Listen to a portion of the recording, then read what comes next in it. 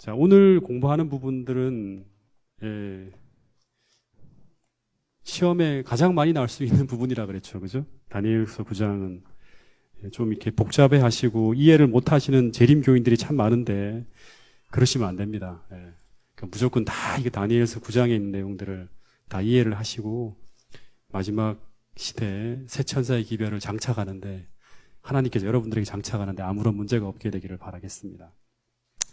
다시 한번 좀 공부를 하면 다니엘서 9장은 다니엘서 8장하고 같이 이야기가 이어지는 거예요. 그래서 다니엘서 8장에 다니엘이 2300주야의 계시를 보고 난 후에 굉장히 고민을 해요. 심지어 혼절하고 근심하면서 수일 동안 알아요.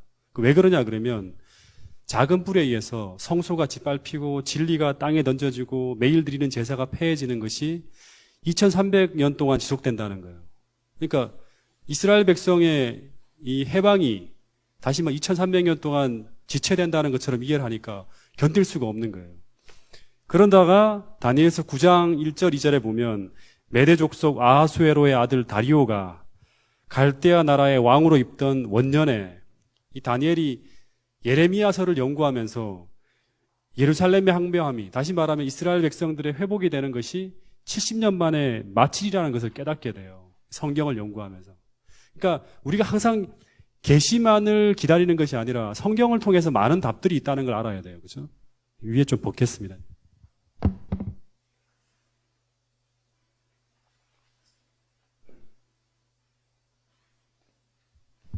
그래서 이 다니엘의 신앙의 하나의 중심 중에 하나가 말씀 연구라는 걸 지난번에 말씀을 드렸어요. 다니엘은 굉장히 성경을 많이 연구하는 사람이에요.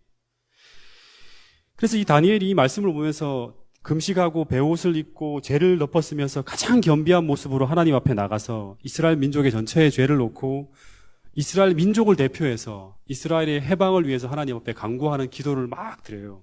근데 그 기도가 끝날 때 즈음에 21절에 보면 이전 이상 중에 본 그 사람, 이전 이상이라는 게 뭐라 했죠? 다니엘서 8장에 가브리엘이 등장해요. 그죠? 이 가브리엘이. 근데 이 가브리엘이 또 나타난 거예요. 그래서 이 이전 이상 중에 본 이 가브리엘이 저녁 제사 드릴 즈음에 기도 응답을 가지고 도착을 해요. 그러면서 하는 말이 23절에 보면 너는 하나님 앞에 크게 은총을 입은 자라 하면서 이제 그 이상을 깨달을지니라고 선언하는데 그 이상이라는 것은 지금 다니엘이 아직 깨닫지 못한 이상은 하나밖에 없어요. 그 이상이 뭐다? 자, 이거 띄울 수 있나요? 네. 2300주야 이거 하나밖에 없습니다. 네. 다니엘이 아직까지 깨닫지 못하고 있는 이상은 이거 하나밖에 없어요. 그래서 다니엘이 근데 이제 다니엘이 궁금해하는 것은 뭐냐 그러면 2300년 동안 무슨 우리 2300년이 지나간다는 건 우리 시대거든요. 근데 우리 시대에 대한 예언, 2300년이 지난 후에 우리 시대의 예언이 아니라 지금 다니엘이 궁금한 것은 뭐냐면 종말에 뭐가 일어나는 거 하는 게 중요한 게 아니라 지금 당장 급한 게 뭡니까? 하나님의 백성이, 고난 중에 있는 하나님의 백성이 다시금 회복되는 거예요. 다시 말하면 예루살렘의 장래에 대한 거예요. 그래서 가브리엘 천사가 다니엘이 혼동하고 있는 부분, 다시 말하면 2300주야와 하나님의 백성들의 회복에 대한 이 두 가지 같이 혼동되고 있는 부분을 이제 설명하는 거예요. 그러면서 하는 말이 뭐냐 그러면 자 읽어볼까요? 시작. 내 백성과 내 거룩한 성을 위하여 70일에로 기한을 정하였나니 그럽니다. 이 말이 무슨 말이냐 그러면 다니엘아 2300주야의 기간이 유대 백성의 포로된 기간이나 예루살렘의 황폐한 성의 회복을 위한 기간이 아니라 2300년에서 내 백성과 내 거룩한 성을 위하여 70일에로 다시 말하면 490년이죠. 70일에는 70주일 곱하기 7이니까 그죠? 70일에로 기한이 정해졌다는 거예요. 이 기한이 정하다는 이 말이 무슨 말이냐 그러면 이 기한을 정하다는 말이 하타크라는 그 히브리어를 쓴다 했죠. 하타크. 이 하타크라는 말은 정해지다, 자르다, 잘라지다, 작정하다라는 단어예요. 작정하다. 다시 말하면 컷오프, 잘라냈다는 거예요. 그럼 이 70주라는 490년보다 더 큰 예언이 있어야 되는데 그 예언은 바로 2300년이에요. 그러니까 2300년에서 70주일을 490년을 내 백성과 내 거룩한 성을 위하여 기한을 잘라냈다는 거예요.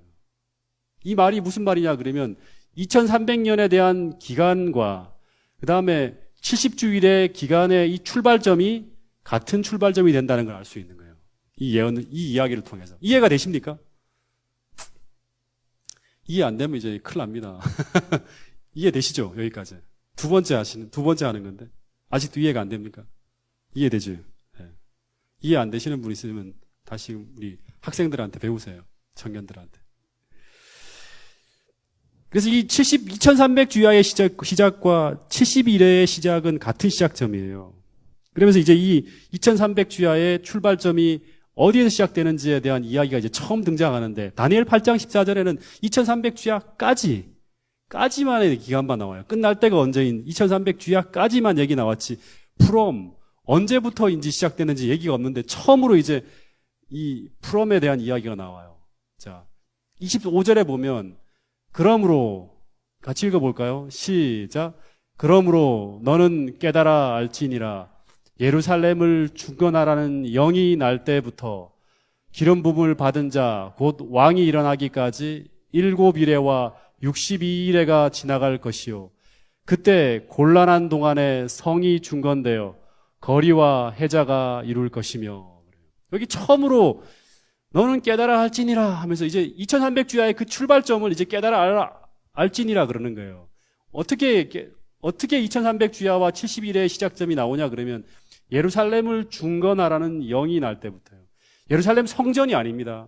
예루살렘을 중건하라는 영이 날 때부터, 이때 70주일의 예언의 시작과 동시에 2300주야의 이 기간의 예언의 시작점이 같이 출발하는 거예요. 등장하는 거예요. 그럼 이제 우리가 궁금한 게 뭐냐 그러면, 이 예루살렘을 중건하라는 영이 언제부터 언제 났는가를 찾아보면 돼요. 역사책을 보면요. 그죠? 3번 났다 그랬죠. 3번. 역사를 보면 3번 예루살렘을 중건하라는 영이 나옵니다. 그 첫 번째는 고레스, 두 번째는 다리우스 1세, 세 번째는 아닥사스다라는 왕이에요. 전부 다 역사상 다 존재하는 인물들입니다. 페르시아 왕들에서 나는데, 첫 번째 고레스 대왕 때 1차 그 예루살렘 성전 중건령이 내리는데, 이때가 기원전입니다. 기원전 537년에 나는데, 이때 이제 1차 예루살렘 중건령 때는 성전조차 중건을 못해요. 중간에 사마리아인들의 방해로 말미암아 실패합니다.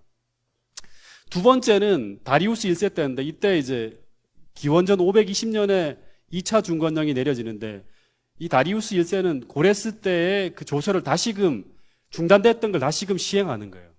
중단된 이 법령을 다시금 시행하게 해서 드디어 515년에, 기원전 515년에 에르스라서를 보면 성전이 재건됩니다. 70년 만에 재건된다 했죠. 그죠? 근데 지금 그 다니엘서 9장 25절에 보면 예루살렘 성전만 재건되면 안 돼요. 그죠? 뭐가 재건돼야 된다? 예루살렘이에요, 예루살렘. 예루살렘 자체가 재건되어지는 것은 아닥사스다 7년입니다, 7년. 기원전 457년이에요.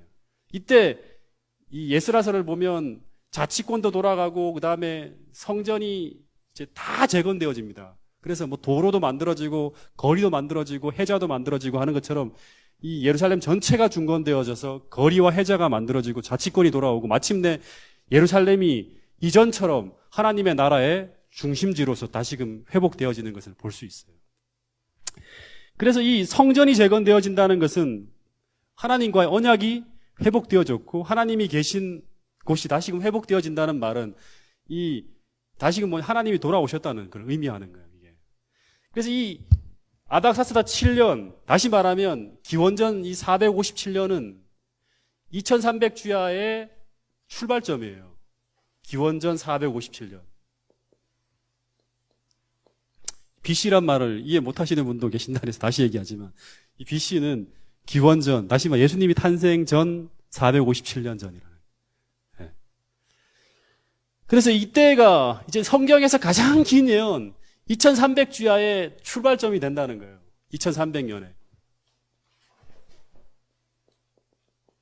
이 연도는 알아두세요. 여기서 떨어지면 안 됩니다. 이게 되게 중요한 연도입니다. 아닥사스다 7년.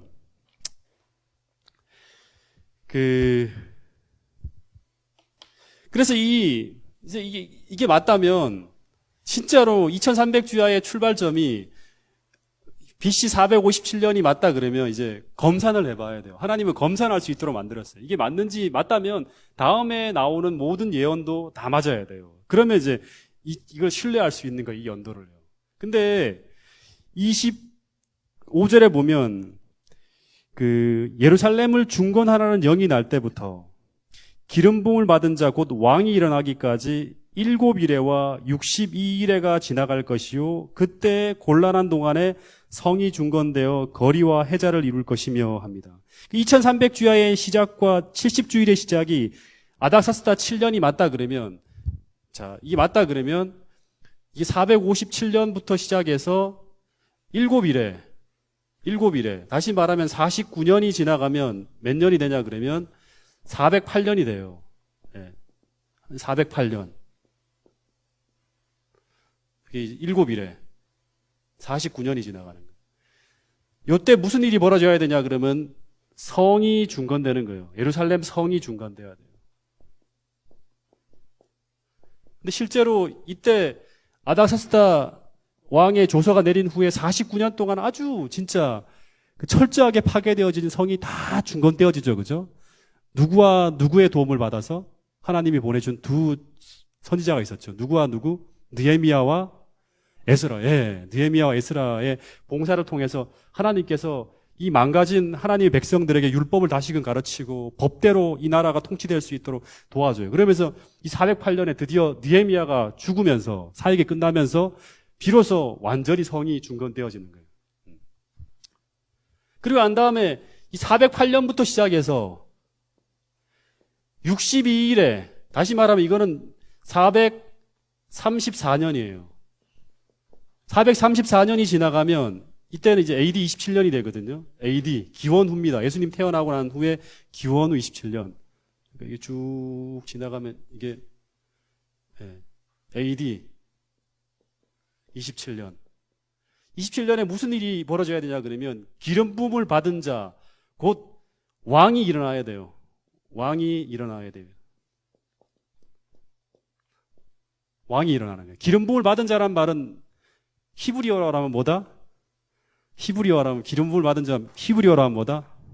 메시아. 예. 헬라어로 하면 그리스도. 예. 메시아와 그리스도가 AD 17년에 드디어 기름 부음을 받아요. 다시 말하면 왕으로서의 그 기름 부음을 받는 거예요. 취임하는 거예요.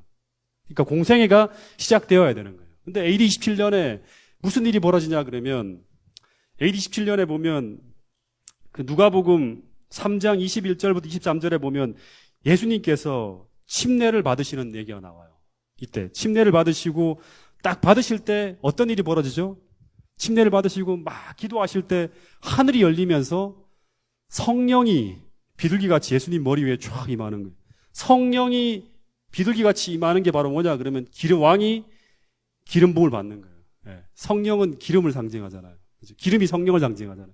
기름 부음을 받으시면서 드디어 예수님께서 이때부터 성령의 기름 부음을 받으시고 공생애로 들어가시는 거예요. 메시아의 직분을 감당하시는 거예요. 근데 이때가 누가복음 3장 1절을 보면 로마 황제 디베리우스 가이사가 취임한 지 15년이란 말이 탁 나와요. 다시 말하면 이때가 서기 27년 가을이라는 거예요. 너무 기가 막힌 거예요. 네. 이제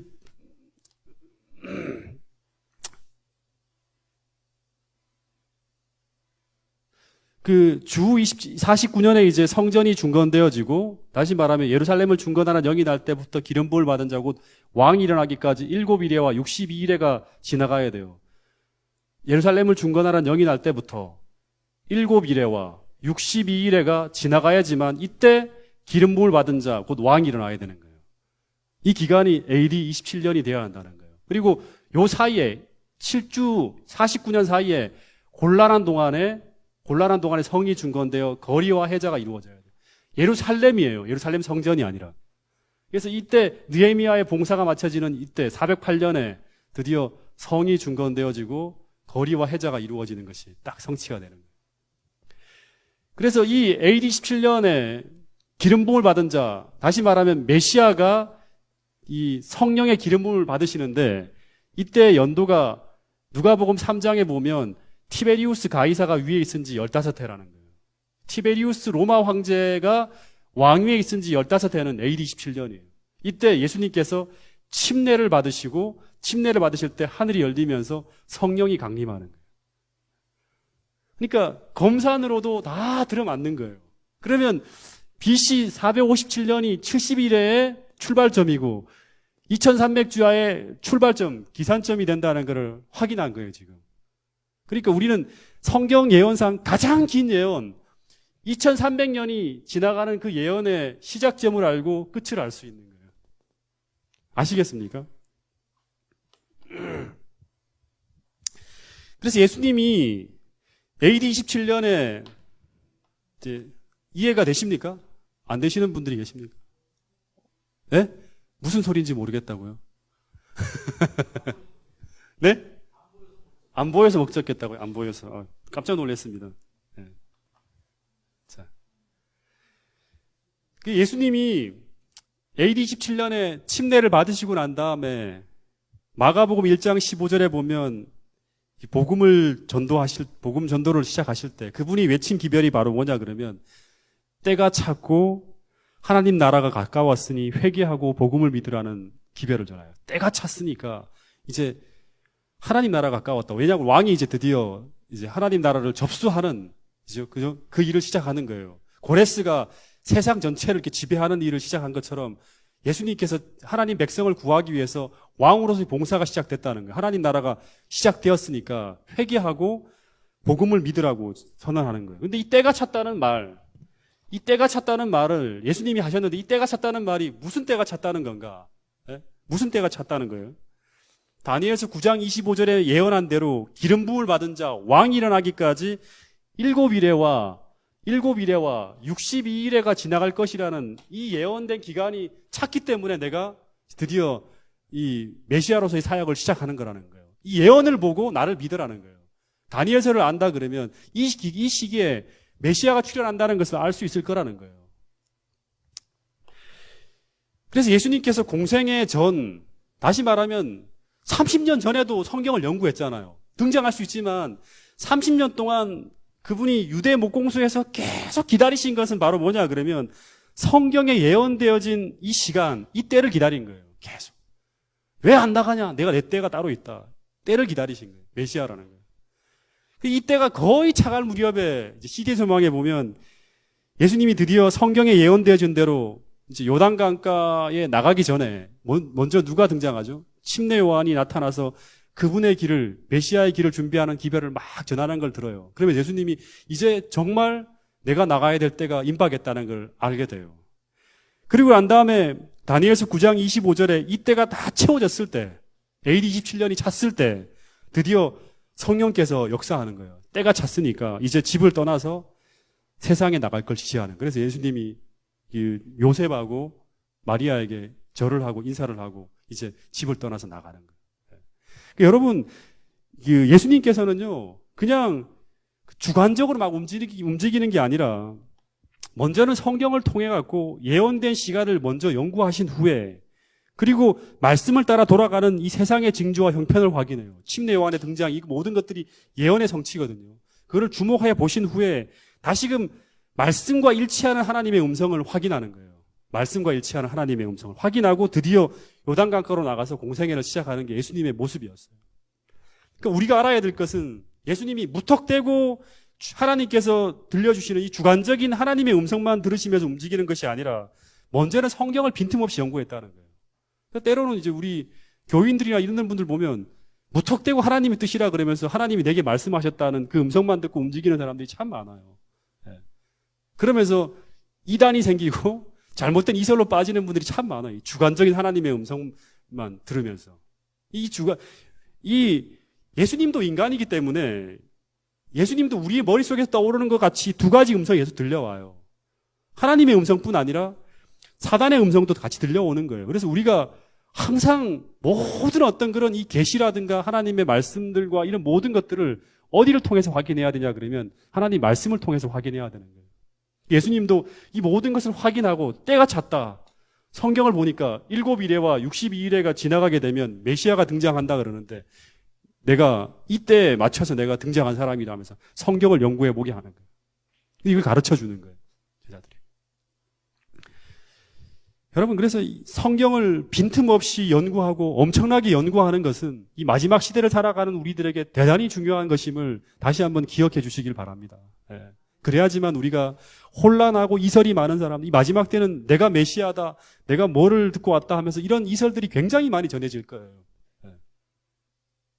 그때 이 말씀을 통해서 분별해 낼 수 있는 그런 영적 분별력은 성경을 연구한 사람만이 구분할 수 있는 거예요.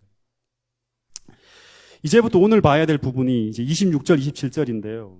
자, 다니엘서 9장 26절, 27절. 62일의 후에 기름 부음을 받은 자가 끊어져 없어질 것이다 했고, 그리고 그 후에 장차 한 왕이 와서, 이 한 왕은 앞에 있는 그 왕이 아니에요. 그러니까 로마 교황권이라 제국 로마를 말할 거예요. 한 왕이 와서 그 성읍과 성소를 또다시 회파하는 일이 벌어지는데, 그러나 그의 종말은 이 제국 로마의 그 왕의 종말은 홍수에 엄몰된 같을 것이 되고 또 끝까지 전쟁이 있게 될 것이고 황폐되어지는 것이 작정되었다는 이야기가 나옵니다. 그러니까 이 말은 62일의 후에, 다시 말하면 AD 27년 이후에 기름 부음을 받은 자가 끊어져 없어지는 거예요. 그러니까 우리가 보통 사람들이 생각하면 메시아가 당시 사람들은 죽으면 안 되죠. 그죠? 로마를 뒤집어 엎고 계속 이제 세상으로부터 이스라엘을 영화로운 나라로 만들어줘야 된다 그러지만 다니엘서 이미 62일의 후에 기름 부음을 받은 자가 끊어 없어지는 일이 벌어질 거라고 예언하는 거예요. 돌아가실 거라고. 그러니까 이 십자가에 돌아가시는 일이 서기 27년 이후에 있어야 될 것이고 그 후에 장차 한 왕이 등장해서 이스라엘 성읍과 성소를 회파하는 일이 벌어진다 그래요. 그러니까 예수님이 돌아가시고 난 후에 이스라엘 백성들은 이 예수님을 완전히 거절하죠. 그죠? 완전히 거절하고 난 후에 이스라엘과 예수님 사이에 언약이 다 사라지는 거예요. 그리고 난 후에 어떤 일이 벌어지냐 그러면 요 말씀처럼 기원 후 79년에 로마 장군 타이터스에 의해서 예루살렘 성읍과 성소가 다 회파되어지는 일이 벌어지는 거예요. 그 얘기를 하는 겁니다. 지금 이 얘기는. 자, 27절을 다시 한번 읽어볼까요? 시작. 그가 장차 많은 사람들과 더불어 한 일해 동안의 언약을 굳게 맺고 그가 그 일의 절반에 제사와 예물을 금지할 것이며 또 포악하고 가증한 것이 날개를 의지하여 설 것이며 또 이미 정한 종말까지 진노가 황폐하는 자에게 쏟아지리라 하였느니라 하니라. 자, 여기 27절에 보면 예수님이 돌아가시는 시기, 기름 부음을 받은 자가 끊어져 없어지는 시기를 얘기하고 있어요. 그것이 언제인가 하면 그가 장차 많은 사람으로 더불어 한 일해 동안 언약을 굳게 정한 후에, 그러니까 7년 동안의 언약을 굳게 정한 후에 그 일해의 절반에 제사와 예물을 폐지하며 예수께서 돌아가시게 되는 일이 벌어진다 그럽니다. 자, 나왔나요?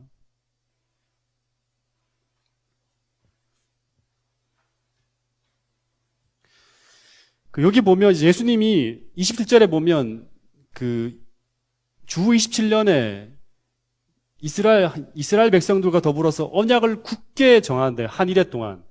그러니까 예수님이 메시아로서 공생애를 시작한 이후부터 7년 동안 이제 이스라엘 백성들과의 마지막 언약 기간을 정하는 거예요. 그리고 이렇게 되면 이제 7주, 62주, 일주를 더하면 토탈 70주가 되죠. 그죠? 그러니까 내 백성과 내 거룩한 성을 위하여 하나님께서 70일에로 기한을 정했다는 이 기간이 딱 차지는 거예요. 마지막 한 주, 7년 동안, 한 일해 동안에 내 백성과의 언약을 굳게 정하고 예수님은 이때부터는 요 7년 동안은 거의 누구만을 전도하냐 그러면 유대 백성들만을 향해 전도를 해요. 이 7년 동안은. 그래서 예수님이 누구예요? 제자들에게 이제 마태복음 10장에 보면 둘씩 짝을 지어서 복음 전도를 하는데 사마리아로도 가지 말고 이방으로도 가지 말고 오직 이스라엘의 잃어버린 자들을 향해서만 전도하라 그래요. 그러니까 철저하게 유대인들을 향해서 집중적으로 이게 마지막 최후의 기간이니까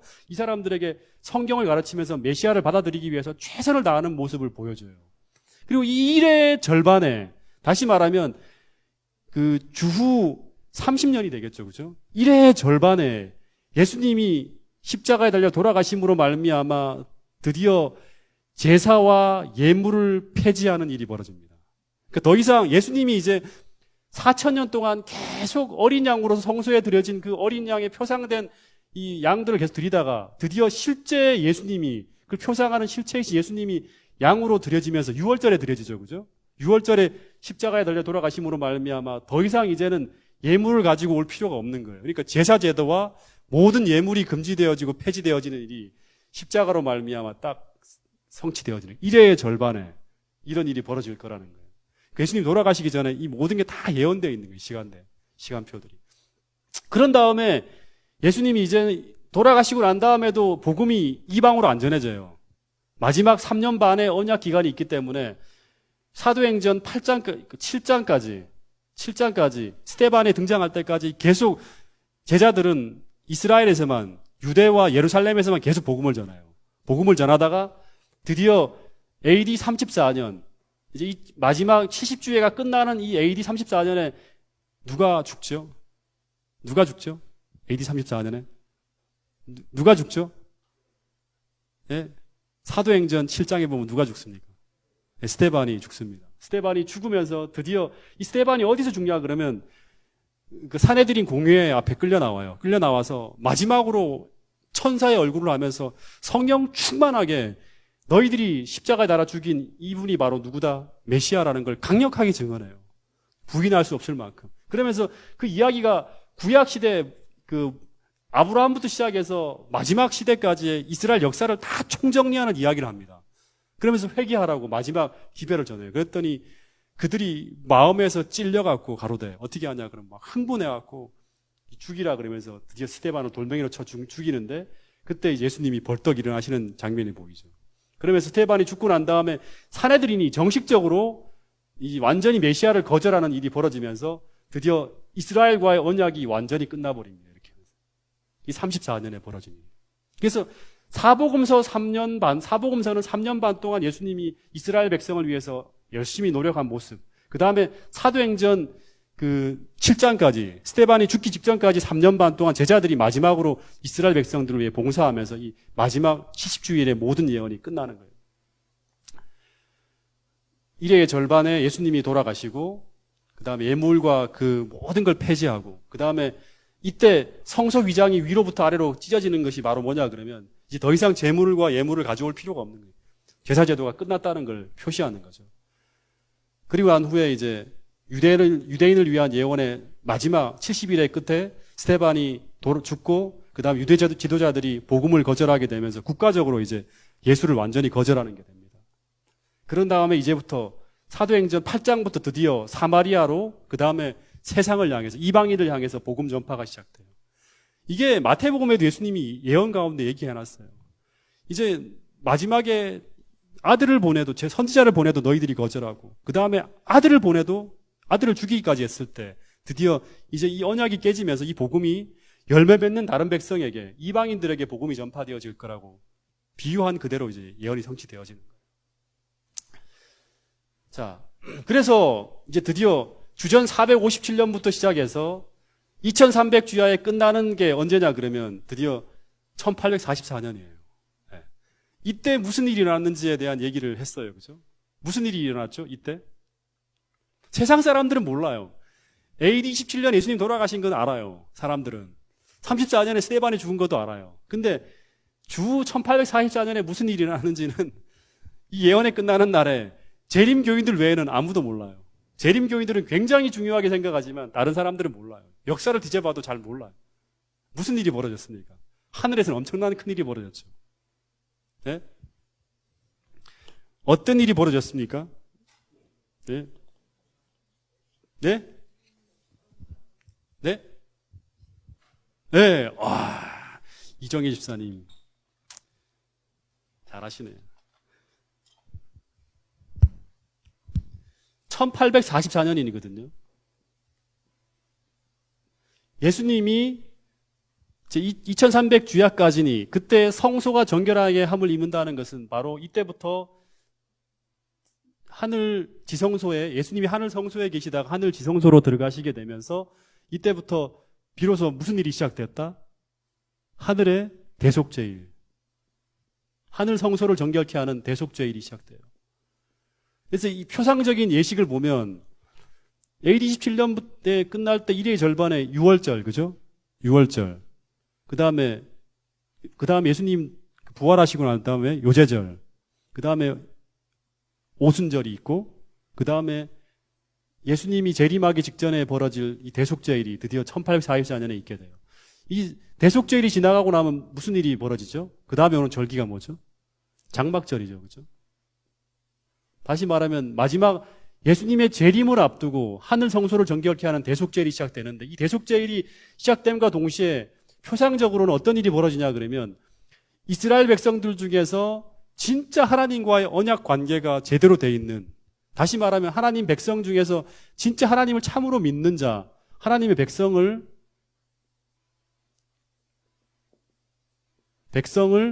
심판하는 일이 벌어져요. 이걸 우리는 재림전 심판이라 그럽니다. 재림전 심판. 조사 심판이라 그래요. 하늘 성소에 지속되는. 그래서 이 일이 1844년부터 시작되었다는 거예요. 그래서 이게 이때 31년부터 시작해서 1831년부터 시작해서 드디어 나팔절이라 그래갖고 윌리엄 밀러의 재림운동을 통해서 전해진 기별이 바로 뭐다? 계시록 14장 7절에 있는 하나님을 두려워하며 그에게 영광을 돌리라. 이는 그의 심판하실 시간이 이르렀다. 다시 말하면 하나님의 백성을 찾는, 누가 내 백성인지를 찾는 그 심판하는 일이 시작되었다는 게 전해졌고 그 시작되는 시점이 1844년이라는 거예요. 이 이야기는 지난번에 설명을 다 드렸어요. 그래서 이제 이 긴 예언이 이제 끝나는데 우리가 27년에 예수님이 돌아가시고 34년에 이제 70주일이 끝나고 하는 것들을 이제 다 확인했어요. 그 다음에 요 사이에 한 예언이 또 있어요. 우리가 알고 있는. 다니엘 7장에서 공부한 거 있죠. 요 사이에. AD 538년에부터 시작해서 1798년까지 진행되는 이 예언, 1260일이라는 예언이 이제 계시록 공부하면서 계속 반복돼 나올 거예요. 한때, 두때, 반때, 1260일, 그 다음에 42달. 이 예언이 계속 반복됩니다. 이게 계시록 등장할 때까지. 이게 뭐냐 그러면 작은 뿔의 전성기라 했죠. AD 538년 교황권을 반대하는 동고트가 무너지게 되고 그 다음에 이때부터 교황을 반대하는 어떤 세력도 세상에 존재하지 않는 중세 암흑기가 시작되면서 1260년에 그 대환란기가 이때 시작되는 거예요. 하나님 백성에게 대환란기. 그러면서 이 환란이 맞춰지는 기간이 언제냐 그러면 1844년 바로 직전이에요. 1798년에 교황이 그 프랑스의 부장이었던 루이 베르티에 장군에 의해서 잡혀서 발렌스 감옥으로 압송해 가면서 옥사하는 일이 벌어지죠. 그죠? 그러면서 교황권이 무너지는 거예요. 요 시점이 한 번 바벨론이 무너지는 거예요. 그때. 그리고 난 후에 환란이 끝나면서 1831년부터 재림운동이 시작되고 1844년에 이제 드디어 하늘 조사 심판이 시작되어지는 일이 시작되는 거예요. 그러니까 요 기간도 같이 통으로 암기해 두면 재림교회에서 특별히 예언도표라고 하면서 많이 얘기하는 게 이거고요. 그 다음에 1844년 이후부터 등장하는 거는 이제 연도가 정해지지 않은 일요일 휴업령, 그 다음에 이런 어떤 종말에 등장하는 사건들을 중심으로 한 예언도표를 한 번 더 여러분들과 같이 공부할 겁니다. 요건 다 성취되어지는 것들이에요. 자, 이제 한 5분에서 10분 정도 해서 제가 하나만 좀 더 설명을 해드리고 오늘 9장을 아예 마치도록 하겠습니다. 그 2300주야의 시작과 70주일의 시작이 둘 다 예루살렘을 중건하라는 영이 날 때부터 시작돼요. 예루살렘을 중건하라는. 그래서 이 70주일하고 그 다음에 우리 종말에 하나님 백성들이 겪게 되는 2300주야의 끝에 겪게 되는 우리하고 70주일의 끝에 겪게 되는 이스라엘 백성들, 이 70주일에 겪게 되는 경험하고 비슷한 경험들이 참 많아요. 역사는 반복되기 때문에. 먼저 첫 번째는 이스라엘 백성들이 그토록 고대하던 이 다니엘이 고대하는 건 뭐냐 그러면 성소의 회복이거든요. 이게 408년에 이제 회복이 되잖아요. 성소의 회복이, 그죠? 근데 이 이스라엘 백성들이 고대하는 이 지상 성소의 회복이 어떻게 시작되냐 그러면 바벨론이 무너지고 난 다음에 성소의 회복이 옵니다. 바벨론이 무너지고 난 다음에. 그러면서 408년에 이제 성전이 완전히 재건되어지면서 성소와 성이 완전 재건되어지면서 이스라엘 백성들이 예루살렘으로 돌아가요. 예루살렘이라는 건 우리가 돌아가야 될 하나의 마지막의 도시죠. 그죠? 예루살렘으로 돌아가는 게 우리가잖아요. 새 예루살렘 도성이 내려오면서. 근데 마찬가지로 현대 이스라엘 백성들도, 하나님 백성들도 이 작은 뿔에 의해서 1260년 동안 이제 이게 지가 나가고 난 다음에 이제 하나님의 백성들이 1260년 동안 바벨론의 포로로 잡혀가는 것처럼 똑같이 1260년간 영적 포로기에 접어듭니다. 그래서 이 세상에서 여러 가지 어떤 그런 신앙의 자유를 박탈당한 채 핍박을 당해요. 마치 바벨론에서 오랫동안 하나님 백성들이 그 핍박을 당하는 것처럼. 그러다가 1798년에 작은 뿔이 무너지면서 이 바벨론이 무너지는 거죠. 작은 뿔이, 그죠? 영적 바벨론이. 이 바벨론이 무너지고 난 다음에 드디어 하늘 예루살렘으로 향해서 출발하는 이제 하나님 백성을 부르는 재림 운동이 벌어지면서 하나님 하늘 백성으로 향하는 일이 시작되는 거예요. 바벨론이 무너지고 난 다음에 예루살렘으로 돌아가는 이제 일이 준비되어지면 시작되잖아요. 똑같아요. 바벨론이 무너지고 난 다음에 하늘로 도성을 향해 출발하는 그러한 기별이 전파되어지고 하나님 백성이 모으는 일이 시작되면서 이렇게 가는 거예요. 똑같아요, 이게. 그 다음 두 번째는 이 70년의 포로가에서 풀려났을 때 고대 이스라엘 백성들이 예루살렘으로 돌아와서 뭘 하냐 그러면 폐허가 된 성전을 재건하고 그 다음에 제사 제도를 회복하고 그리고 안식일 진리를 포함해서 진리를 다시금 회복하는 일을 시작해요. 그리고 난 다음에 그리스도의 초림을 준비하거든요. 왕을 맞이할 준비를 하거든요. 그러니까 이스라엘 백성들이 돌아와서 무슨 일을 하냐 그러면 돌아와서 성전을 재건하는 일을 시작하면서 같이 제사 제도를 회복하고 그 다음에 그동안 바벨론 시대 유수기에 잃어버렸던 진리들을 다 찾아내요. 학자들이. 에스라나 이런 사람들 통해서 율법서를 다시금 읽고 해석하면 그러면서 철저하게 다시금 회복해야 한다는 얘기를 하는 게 뭐냐 그러면 느헤미야서를 보면 나와요. 안식일 회복을 위해서 굉장히 애를 써요. 그 중심에. 근데 이 일이 똑같아요. 마찬가지로 1260년 동안 성경이 다 닫혀버렸죠. 성경이 다 잃어버렸죠. 그러면서 이스라엘 백성들이 그 성전에 다시금 이제 포로에서 해방되어지고 난 후에 성경을 연구했던 것처럼 1798년 이후에 굉장히 성경 연구가 전 세계적으로 아주 불이 붙어버려요. 그러면서 이때 여러 가지 옛날에 교황권에 의해서 잃어버렸던 진리들을 다시금 다 찾아내요.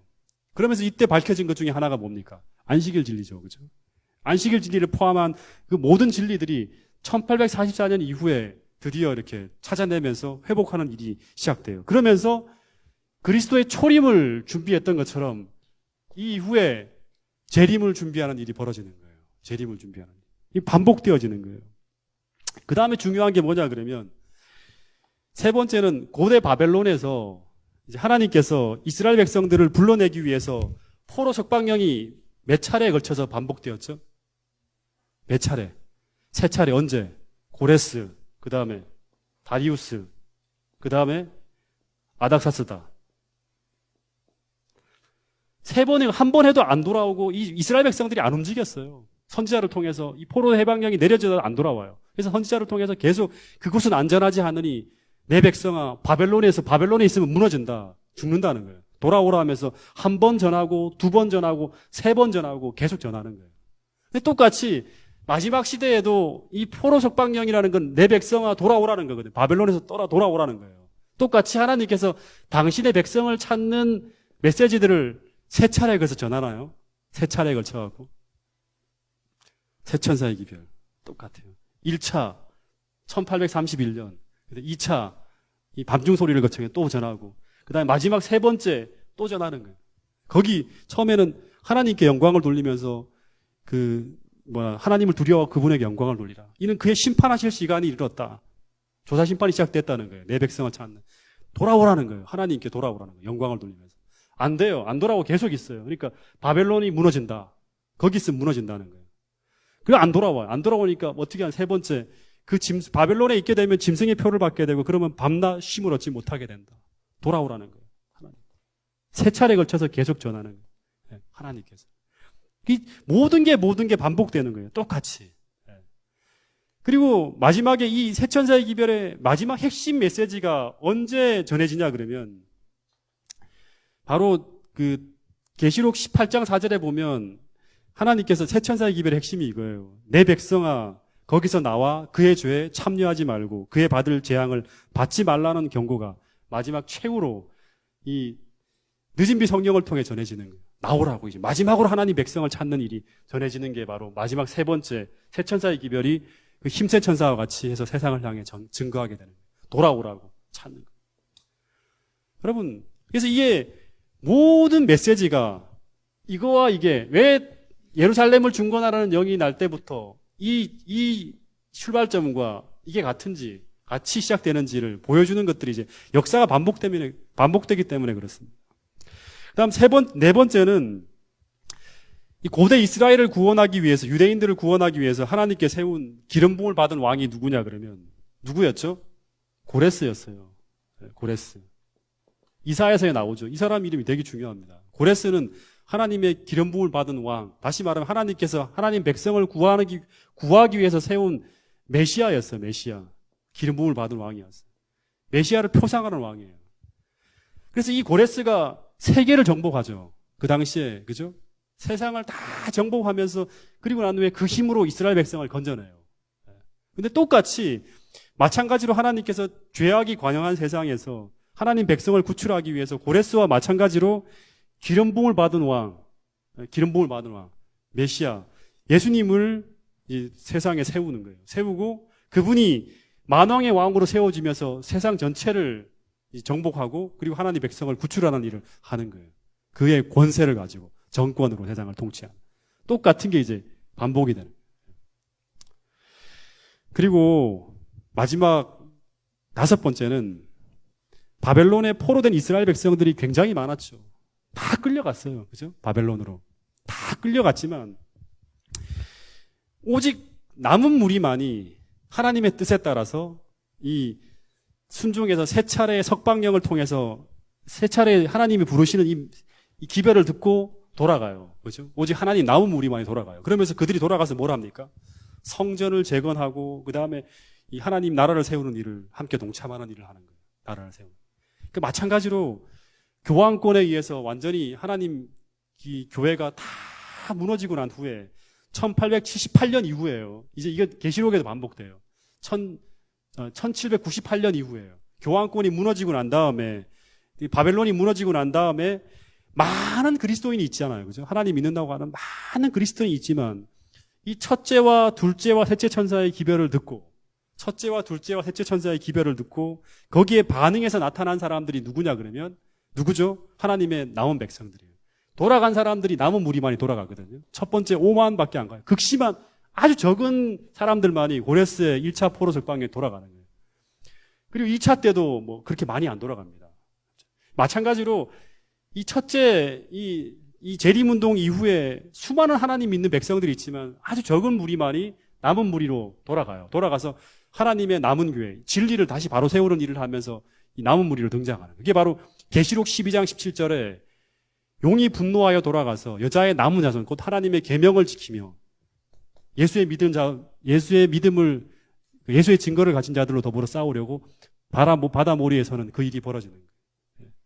그래서 여러분 이 1844년 이후를 전후해서 하나님의 남은 무리가 나타나는데 그 사람들은 계시록에 요 패턴을 그대로 해서 등장하는 거예요. 하나님의 계명을 지키고 예수의 증거를 가지고 예수의 믿음을 가진 자들이 요 시기 이후에 등장할 거라고 얘기하는 거예요. 역사가 반복되어지는 것처럼 똑같이 소수의 무리가 세워져 갖고 결국 하나님의 남은 교회를 다시금 세우고 성전을 세우면서 하나님 나라가 세워지는 그 일을 준비하기 위해서 천병으로 등장하는 사람들이 있을 것이고 그 사람들이 마지막 최후의 세상을 향해서 기별을 전하면서 그 사람들을 다시금 모으는 일에 서게 될 거라는 거예요. 그 사람들이 바로 누구냐 그러면 여러분과 저라는 거예요. 그 중심에. 예. 복잡한 내용이지만 이걸 우리가 이해를 해야 돼요.